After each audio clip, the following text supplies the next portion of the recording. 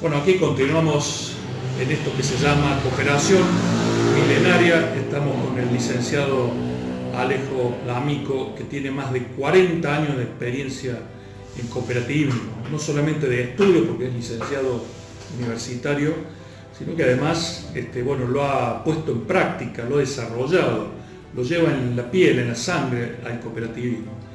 Así que, bueno, Alejo, empezamos este programa. A mí me gustaría un poco que contaras un poquito tu historia. No hace falta que contes todo, ¿viste? Porque si no se nos va a ir la semana, pero por lo menos contar una breve historia de tu desarrollo profesional y por qué estás o qué encontraste en el mundo del cooperativismo que te apasionó para llevarlo con tanta fuerza. Y después hablar un poco acerca de qué se trata del cooperativismo, que nuestra audiencia conozca acerca de qué se trata esta herramienta formidable que se presenta para este tercer milenio como una esperanza para muchos de nosotros que esperamos tener un mundo mejor y sobre todo más sustentable. Exactamente, bueno, sí, el tema es así, ¿no? Yo recuerdo que de chico, mi padre fue médico en el ferrocarril Belgrano y muchas veces íbamos, él me llevaba a comprar a la cooperativa ferroviaria. Y ahí me quedó un poquito el tema de la palabra cooperativismo, ¿no? Pero posteriormente, por esas circunstancias de la vida, a través de unos amigos que hacían trabajar en la dirección de cooperativas de la provincia y ya viendo cómo funciona el sistema ahí, me puse a estudiarlo porque es un sistema totalmente distinto del sistema capitalista. Digamos que el cooperativismo, cierto, es la economía con rostro humano, es muy diferente del capitalismo, ¿no? Acá lo que se privilegia en el cooperativismo es a la persona y no el capital. Por eso son empresas muy especiales.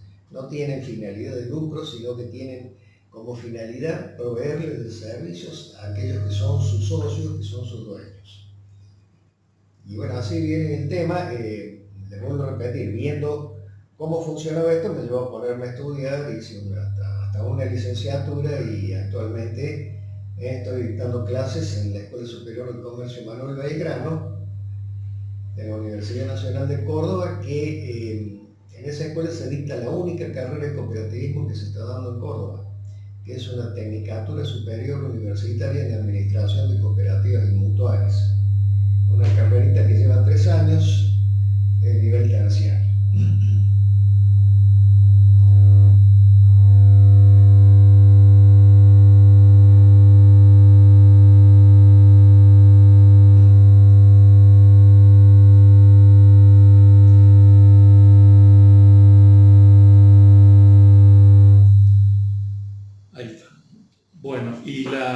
Esta tecnicatura empieza un curso ahora en febrero, en marzo, ¿no? Sí, hay que anotarse, las clases empiezan en marzo, tirando a fines de marzo.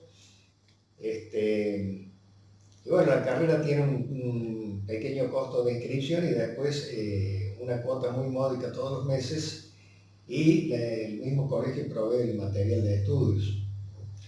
O sea que es muy importante formar gente que conozca el sistema cooperativo y también se enseña lo que son las mutuales, que son entidades muy similares que integran lo que se llama hoy en día la llamada economía social. Porque, ¿qué es lo que pasa? Porque hay muchas empresas, ya viene de hace tiempo, desde la crisis del 2001, que se declararon a quiebra y bueno, fueron tomadas por sus socios, sus empleados, en forma cooperativa y están siendo gestionadas muchas exitosamente. Esto ha dado pie para que en esta situación que estamos viviendo actualmente, nosotros lo veamos al sistema cooperativo como una salida laboral para mucha gente que en este momento no tiene trabajo. Por lo menos para proveerse de sus necesidades mínimas, ¿no? Puede ser simplemente que se asocien en cooperativa varias familias para explotar, ¿cierto?, una huerta. Y bueno, ahí ya tienen todo el sustento del día. Y si explotan bien, venden los excedentes y ya tienen un pequeño ingreso. Y así se empieza, pero el sistema está basado principalmente en la solidaridad. Y eso es algo que nosotros, los seres humanos, hemos perdido con el tiempo. ¿Por qué? Porque estamos en un sistema capitalista donde interesa el egoísmo personal, ¿no? Es lo que se impone. La ganancia, la plata. La ganancia, todo yo, si pongo 2 pesos acá, quiero que me dé ganancia, quiero una renta. Bueno, acá en la cooperativa, cuando se forma la empresa hay que poner un pequeño capital, pero eso no es para que me dé una renta a mí. Es para que me provea de servicios que son esenciales para mi vida. Claro.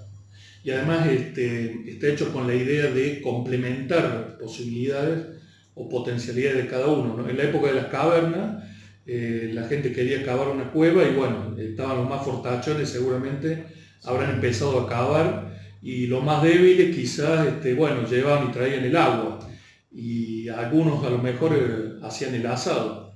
Pero bueno, entre todos, al poco tiempo tenían un lugar donde refugiarse, que si individualmente cada uno lo hubiera querido hacer con sus propias manos, nunca lo podría haber tenido, ¿no? Esa es un poco la idea. Sí, eso hace, fíjate que eso viene, digamos, cuando hablamos de mutualismo, se habla de que este sistema, como vos lo estás relatando, ya es de la antigüedad, ¿cierto? Ya en el antiguo Egipto es milenario. En el antiguo Egipto, ya la gente, digamos, aquellos que tenían que salir todos los días a trabajar para poder comer, no tenían cobertura de nada, pero no existía lo que tenemos hoy, ¿cierto? Las obras sociales, RT, transporte. La RT, que lo que buscan estas empresas es lucrar con la salud de la gente, ¿no? Pero en aquella época entonces se hacían estos grupos en donde todos ponían un pequeño aporte dinerario, hacían una cuota todos los meses, y con ese fondo ellos cubrían las necesidades que tenía el grupo. Por ejemplo, cuando alguien se accidentaba, las muertes se cubría, cuando alguien de los obreros moría ahí del grupo, se asistía a la familia, al sepelio, y se mantenía la familia. Incluso también el grupo mantenía a la gente grande cuando ya no podía seguir trabajando. O sea que naturalmente ya se iba. Naturalmente, claro, eso hace a la naturaleza del ser humano, ¿no? Seres humanos somos sociales, porque si cada uno se bastara a sí mismo, esta sociedad sería muy distinta. Estaríamos liquidados, no existiríamos como existimos actualmente. Pasa que, bueno, esto ha ido evolucionando con el tiempo.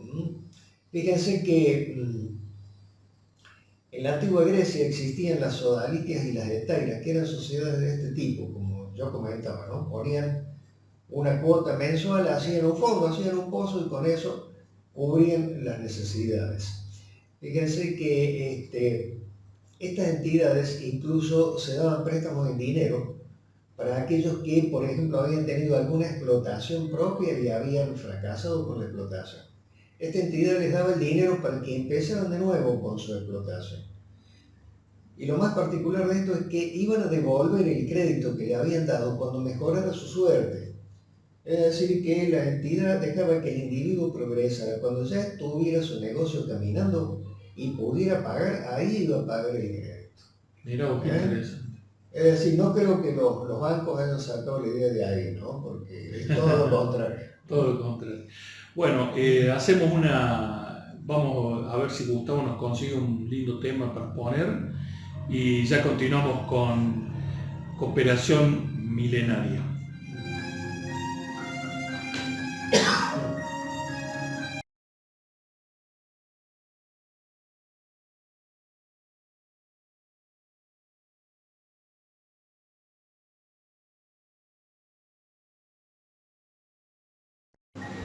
Bueno amigos, aquí seguimos con cooperativismo milenario, o cooperación milenaria, perdón. Bueno Alejo, ¿qué te parece si nos contás un poco a la audiencia, un poco de historia? La historia del cooperativismo que vos manejás tan bien y que es tan interesante escuchar. La historia del cooperativismo es algo muy interesante, ¿no? Digamos, este tipo de empresas nace en 1844 en el pueblito de Rosedale, que es una localidad de... No es Roswell, ¿no? No es Roswell, es no, ahí se estrelló el plato volado, pero nada que ver en ese momento plato volador. Es decir, la situación en ese momento era la siguiente, ¿no? Inglaterra era el país más industrializado de Europa, ellos con la máquina a vapor habían logrado pasar al frente, y con el tema de la máquina habían logrado mecanizar, sobre todo la industria que tenían ellos, que era la industria de los telares, ¿no? Era industria textil. Imagínense que cuando le metieron la máquina a vapor para que los telares funcionaran automáticamente, mucha gente quedó en la calle, ¿no? Porque la máquina empezó a reemplazar gente.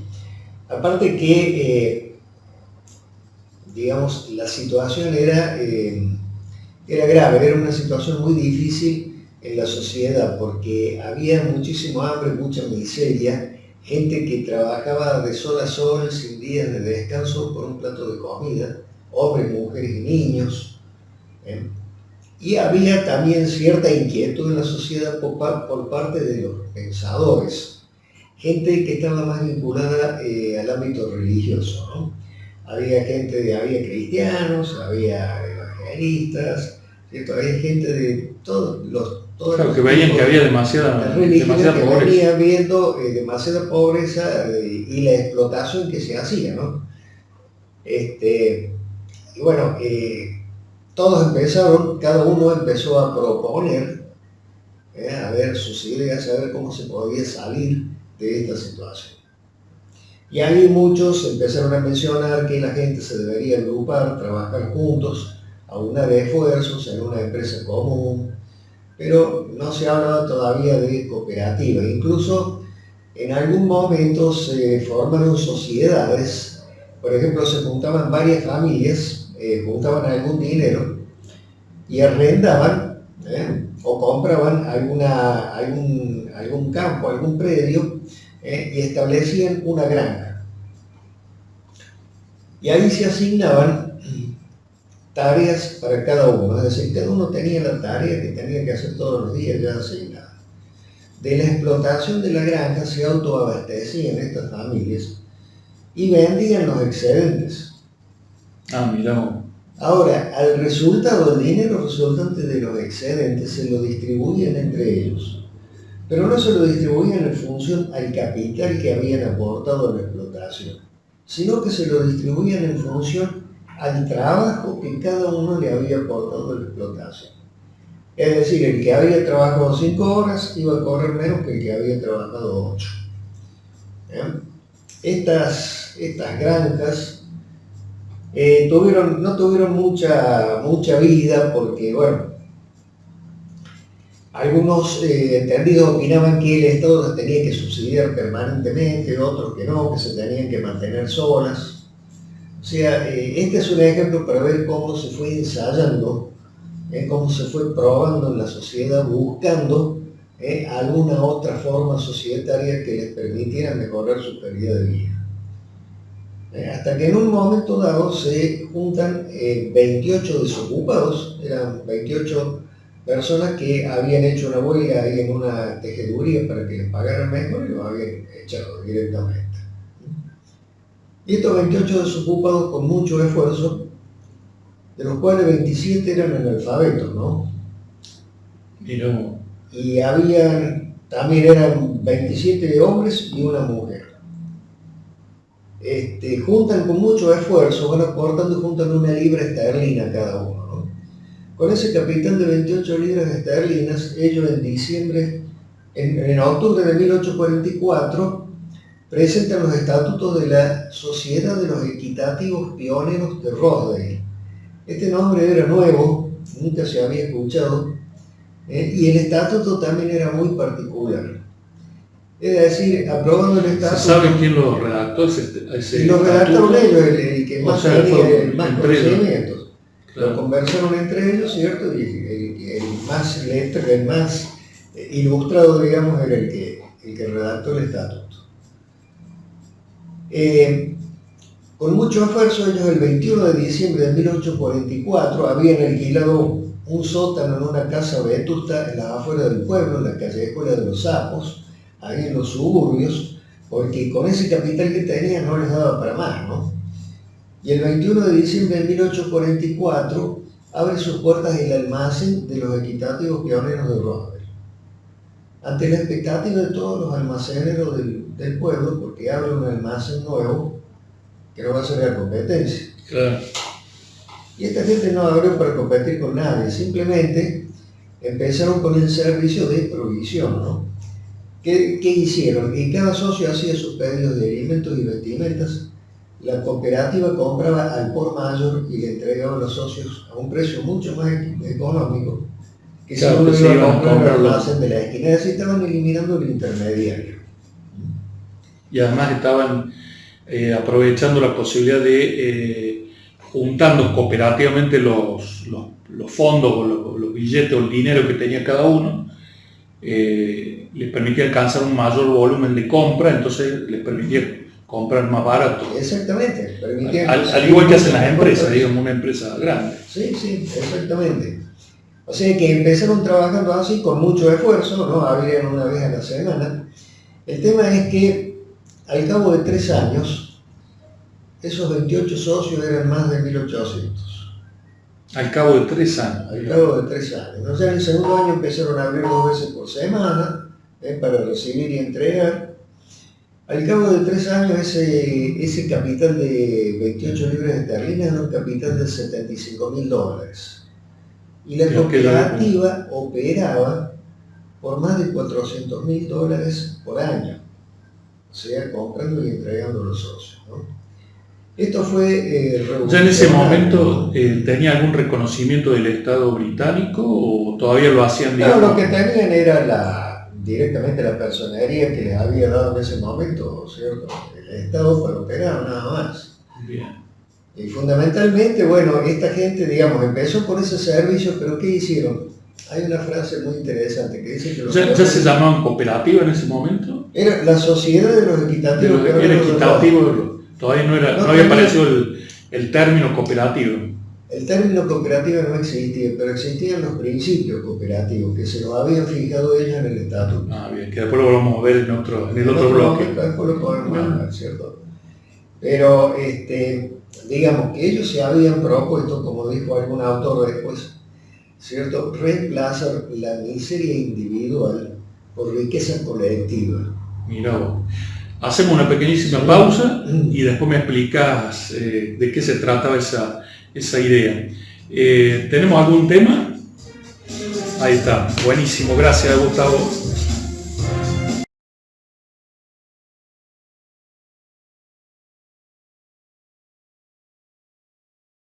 Bueno amigos, acá continuamos con Cooperación Milenaria y bueno, había quedado pendiente que nos contaras un poco acerca de esa frase, ¿no? Sí, esa frase es muy importante porque en realidad fue lo que hicieron los pioneros de Roswell, ¿no? Porque no únicamente ellos instalaron en principio este servicio de proveeduría, digamos, porque era lo más urgente, pero posteriormente la sociedad llegó a instaurar, por ejemplo, los sanatorios para el tratamiento del alcoholismo, ¿no? Claro, pero lo que estaba piola era escuchar la frase eso que preferían vivir más que ser pobres. Prefieren ellos transformaron la miseria individual por riqueza colectiva. Porque digamos que incluso también implementaron un servicio de vivienda para que la gente tuviera su casa, es decir, que lograron vivir de una manera mucho mejor que la que estaban viviendo, ¿no? Una de las reglas importantes de este sistema es la educación cooperativa, que justamente es lo que nos está faltando a nosotros, ¿no? Ahora se está implementando mucho a través de las universidades, las federaciones en todo el país. Pero todavía no se siente una fuerza. Pero sí, esto lo deberían implementar más. Digamos, lo que pasa es que... Por ejemplo, yo creo que ya debemos empezar a bregar y a promover por favor, lo voy a decir acá, la Universidad Nacional de Córdoba implemente una carrera de vuelta de la licenciatura y yo creo que también ingeniería en cooperativismo, porque es un tema realmente que abarca muchísimas problemáticas. Exactamente, sí, es un sistema. Pasa también que muchas veces ustedes ven estas grandes cooperativas que le dan servicio a los pueblos, ¿no? Bueno, estas grandes cooperativas que le dan servicio público a los pueblos, le dan la luz, el agua, el gas, internet por cable, el teléfono celular y todos los servicios. Radio, televisión, el banco de sangre, todos esos servicios que dan las entidades. Justamente, ¿qué es lo que pasa? Que estas entidades están cubriendo la ausencia del Estado. Son entes intermedios que dan servicios que si las cooperativas estas y mutuales no existieran en los pueblos, no sé cómo haría el Estado para cubrir los servicios. O sea que podemos decir, Alejo, que el cooperativismo, además de complementar o contraponerse a las falencias que tenía el capitalismo, o que tiene el capitalismo actualmente, podemos decir que también el cooperativismo es una herramienta para complementar y ayudar al Estado, o la ausencia de Estado muchas veces. Claro, es que la ausencia del Estado está siendo suplida por estas entidades. Por eso se habla de que las cooperativas y los mutuales son entidades de la economía social.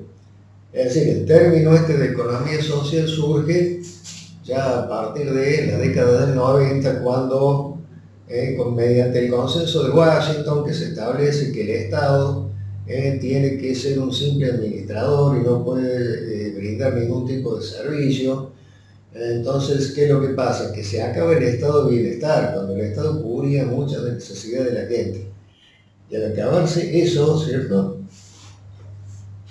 ¿Qué pasa? La gente se empieza a organizar de otra forma y aparece, no solamente ahí entran a tallar las cooperativas y las mutuales con sus servicios, sino que también entran a tallar los clubes, aparecen las ONG que no se conocían, y muchas organizaciones así sociales, que más de una vez salen a reclamar, a la calle salen a reclamar planes y esas cosas, ¿cierto?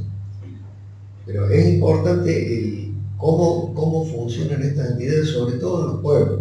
Nosotros en la ciudad no lo vemos mucho. No lo hemos aprovechado. No lo hemos aprovechado. Se constituyen muchas cooperativas de trabajo para que la gente, ¿cierto?, pueda realizar algunas tareas que le dé algún sustento. Pero fundamentalmente hay que ver estas entidades, cómo prestan los servicios, cómo los desarrollan, porque solamente en el pueblo también proveen, ¿cierto? No solamente que proveen servicios, sino que también le dan empleo a mucha gente del pueblo. Y hay chicos que no se van del pueblo porque tienen el empleo de la cooperativa, de mutual, y como estas entidades son entidades que están en contra de la explotación de la gente, también los empleados, ¿cierto?, son bien remunerados y trabajan, digamos, a gusto dentro de la entidad. Claro. Porque también se los hace parte de la entidad. El empleado no es alguien que va y cumple el horario y punto, es alguien que tiene puesta la camiseta de la institución. Claro, y eso es dueño de la institución. Claro, uno de los dueños, pero uno de los dueños. Socio también. O socio. Bueno, muy interesante.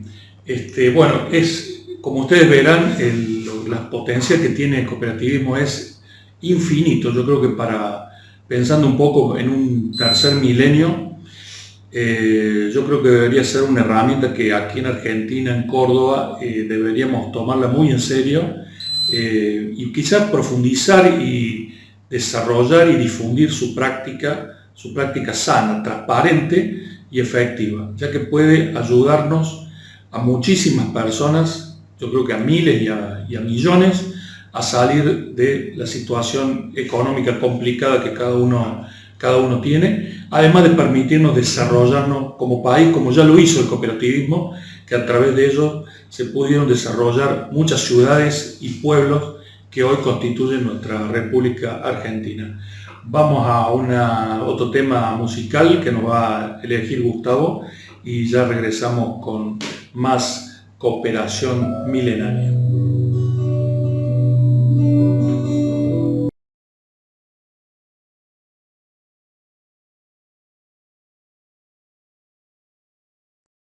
Bueno amigos, acá seguimos con cooperación milenaria.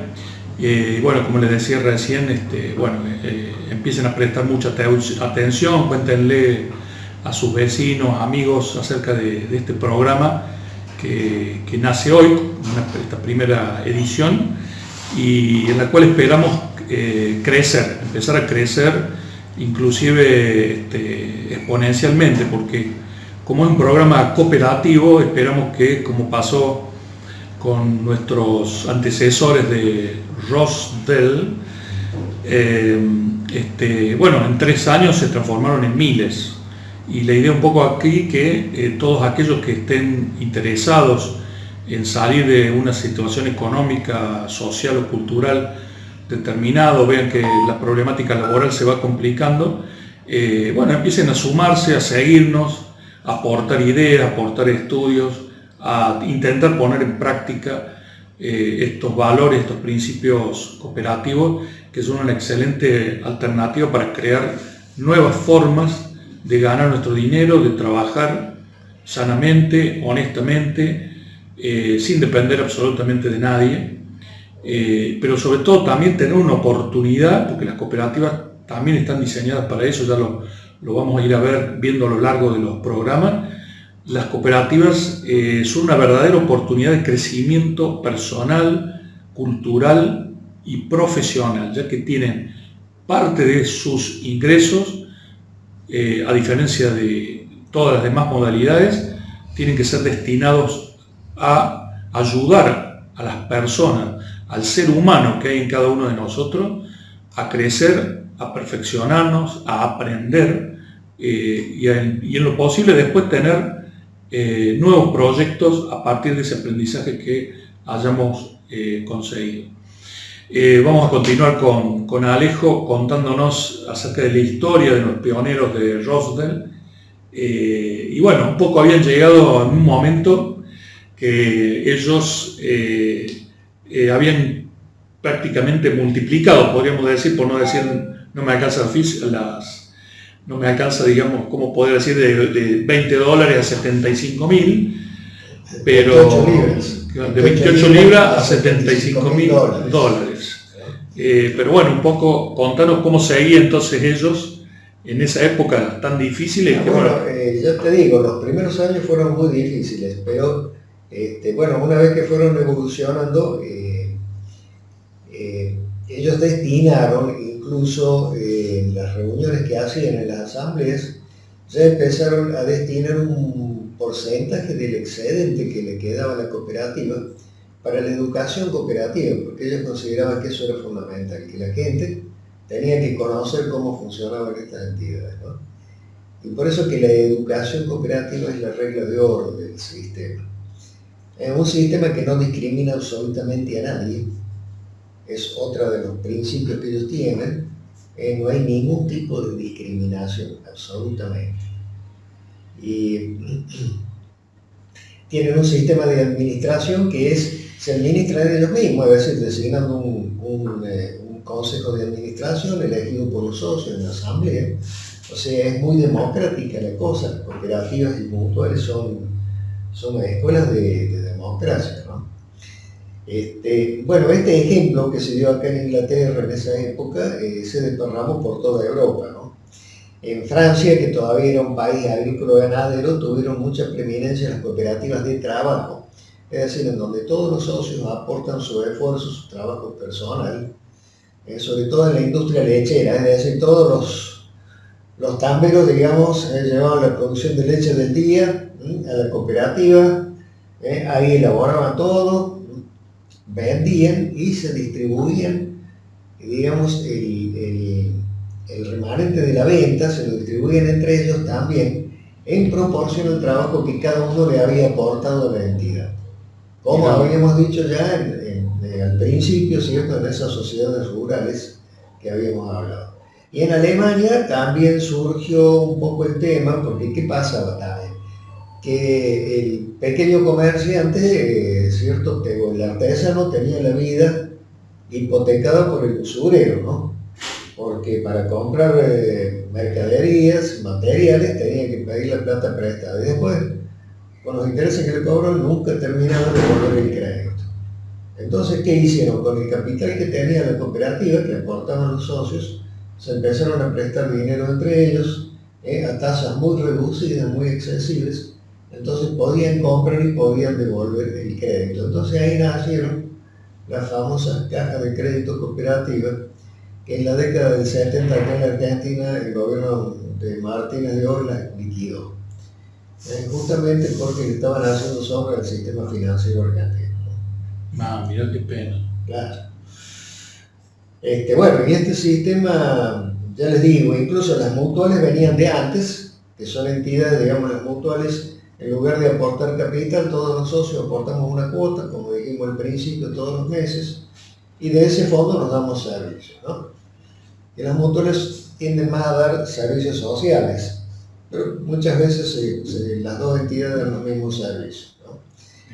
Ese sistema del mutualismo y del cooperativismo es muy conocido en Europa. Funcionan mucho las entidades cooperativas y mutuales. Y el ejemplo más grande que tenemos es la Corporación Cooperativa de Mondragón, que está en España, en el País Vasco. No en Cataluña, porque tengo entendido que Cataluña también. El País Vasco es mayor. Es la cooperativa más grande del mundo, es una confederación, o sea, no una federación de cooperativas. Se unen muchas cooperativas formando una cooperativa de grado superior. Claro, tienen millones de... Pero es impresionante ver cómo se vive en el País Vasco. Esta entidad también nació así, ¿no? Después de la guerra civil, ahí en el pueblito de Mondragón había una actividad metalúrgica que funcionaba muy poco y la explotaba una gente que le quería sacar rédito, hasta que apareció José María Arizmendiarrieta, que era un cura vasco, un cura brillante él, ¿cierto?, en toda su carrera intelectual. Quería estudiar en la Universidad de Lovaina, en París, pero el obispo lo mandó a que le dé una mano a ese pueblo que había mucha miseria. Y este hombre estudió el sistema cooperativo y lo empezó a implementar. Mira. Hoy la Corporación Cooperativa de Mondragón tiene múltiples actividades, pero una de las más importantes es que la cooperativa les provee de autopartes a todas las fábricas de autos del mundo. Mira. Tienen la universidad cooperativa, tienen supermercados. O sea, no tienen una carrera, sino es una universidad cooperativa. En la universidad cooperativa se estudian todas las carreras, pero se estudia el sistema cooperativo. Incluso tienen sistemas propios que han inventado ellos de ingeniería, que por ejemplo estudiaban que el tren cuando frena, el freno produce calor y eso produce energía. Entonces han inventado un sistema de almacenar esa energía para usarla cuando el tren arranca. Bueno, todas esas cosas, ¿cierto?, vienen de la Universidad Cooperativa de Mondragón y están exportando el sistema. Porque ¿qué pasa? Que los chicos que salen recibidos de su universidad, los países europeos se los llevaban, ¿cierto? Los tentaban para darles trabajo. Bueno, entonces la universidad misma les ofrece y les vende el sistema del producto a otros países de Europa. Mira vos, Es impresionante ver cómo se manejan los vascos. Yo tuve la suerte de estar una semana haciendo una pasantía ahí. Impresionante ver cómo trabajan. ¿Te han quedado contactos, me imagino, ahí que nos podamos en algún momento podríamos tratar de comunicarnos para hacer alguna charla. ¿Qué idioma hablan? ¿El vasco? Y hablan el euskera, que es el vasco, y hablan el español. Mira. Es decir, hablan los dos idiomas en la casa. Los chicos les enseñan a hablar en el vasco y el español. Y lo mismo le pasa en Barcelona a los catalanes, ¿no? Hablan el catalán y el español, porque Franco en su dictadura les prohibió a todos hablar su idioma, les obligó a que todos hablaran castellano. Incluso los sancionaba a los chicos que hablaban en la escuela, hablaban de ese idioma. Bueno, entonces ahora, con la democracia en España, cada uno habla el idioma. La persona que nos guiaba en esa pasantía ahí en Mondragón era casado, la esposa de él era catalana. Y tenía dos chicos. Cuádruple mezcla. Los chicos hablaban el vasco, el catalán, y en la escuela el español, y en la escuela estaban enseñando inglés, así que los criaturas ya iban a con cuatro idiomas. Pero claro, es un adelanto muy importante. Lo que pasa es que, la dirigencia tiene que tener, hay muy buenos dirigentes en la Argentina, pero yo creo que el Estado sobre todo tiene que acompañar a esa dirigencia un poco más, ¿no? Claro, tiene que estar ahí acompañándole el Estado, monitoreando también un poco lo que es. Sí, monitoreando un poco, porque ustedes saben que hay muchas mutuales que prestan dinero, y bueno, esas son mesas de dinero encubiertas con la palabra mutual, y eso le hace muy mal al sistema. Claro. El sistema de crédito, tanto en la mutual como en la cooperativa, es un sistema en donde nosotros aportamos a la entidad, y con ese dinero la entidad nos presta a nosotros, o sea, nos prestamos el dinero entre nosotros. No hay intermediación financiera. Claro, te ahorra un montón de recursos, además el dinero queda dentro del sistema, digamos, ¿no? Como pasa ahora que el banco se lo termina prestando al Estado y nosotros nos quedamos... Sí, el banco te da plata para que te compres una moto, pero no te presta para que te puedas hacer una casita. Claro, tal cual. Bueno, para ir cerrando, ya se nos voló el tiempo, nos quedan 3 minutos. Bueno, yo te comentaba brevemente que bueno, el proyecto de Córdoba Olímpica, una de las posibilidades que estamos evaluando es por allí para poder ayudar mejor a nuestros conciudadanos, sobre todo los deportistas, ¿no? Desarrollar un poco, ayudar a que el deporte empiece a inundar la ciudad. Bueno, estamos pensando crear un sistema mutualista, ¿no? Que bueno, que en unos años permita tener deportistas, entrenadores, profesionales, porque hoy en día el deporte requiere una enorme variedad de servicios y de profesionales, ¿no? Para poderse desarrollar. Así que bueno, estamos pensando, y bueno, ya en los próximos programas voy desarrollando la idea. Y bueno, para ir cerrando, nos quedan 2 minutitos, contés un poco la audiencia nuevamente, que lo vamos a tratar de repetir, porque es importante que empecemos a tener técnicos, aunque sean técnicos cooperativistas, ¿no? Sí, el técnico cooperativo. Que hablemos un poco del Manuel Belgrano, cómo es esa carrera que se puede aprovechar. Esta carrera nos capacita para administrar. Es decir, lo que se estudia en administración es la administración que se estudia en cualquier otra carrera, ¿no? Porque estamos administrando una empresa. Lo que pasa es que esta empresa no tiene finalidad de lucro. Entonces, el técnico que salga de ahí tiene capacidad para asesorar la administración de una cooperativa. Además debe tener embebido el técnico o el profesional que trabaja en la cooperativa, tener claro que acá no trata con empleados, trata con socios la mayoría de las veces. Sí. Y que como tales debe respetarlos, debe cuidarlos, ¿no? Porque los socios son para cuidarse. Exactamente. También, también los técnicos que egresan de ahí pueden actuar en la justicia, ¿no? Mira. Sí, pueden actuar como auditores. Sí, como asesores, ¿no? Auxiliares judiciales de la justicia, hacer peritajes y esas cosas. Pueden actuar también en la administración de la entidad, pueden asesorar a la entidad, es decir, bastante amplio el panorama que tiene. Bueno, y hay ahora una inscripción que está ahora por el mes de febrero. Hay que entrar a la página ahí del Manuel Belgrano, que tiene varias opciones de varias carreras terciarias que están ofreciendo. Y bueno, una de ellas es la tecnicatura en cooperativismo. Sí, la página es manuelbelgrano.edu.unc.ar. Bien, perfecto. Bueno, se nos fue el tiempo, así que amigos, muchísimas gracias Alejo por haberme acompañado. Y bueno, los esperamos entonces el próximo miércoles a partir de las 19 horas.